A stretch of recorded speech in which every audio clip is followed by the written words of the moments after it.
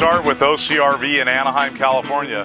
Hey, we got a cool project here. If anybody's ever been to Catalina Island, this is one of the tour buses. So we're going to pull all the glass out, send this unit out and get it media blasted, and we're going to restore this unit back to better than new condition. It's going to get a brand new Cummins high efficiency diesel motor in it, new drivetrain, paint, body, interior, AC system on it. This is a massive job. You're looking at $250,000 in body and paint here by the time we're done. And we're gonna have this thing in and out of the shop in about 120 days. So we're moving hard and fast on it. You can see we're making some new skin panels and repairing lots of rust and structural damage.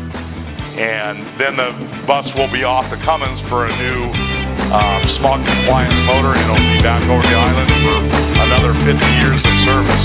So anybody's got a specialty project, body and paint work, RV, service, interior upgrade, mechanical work, please come see us, OCRV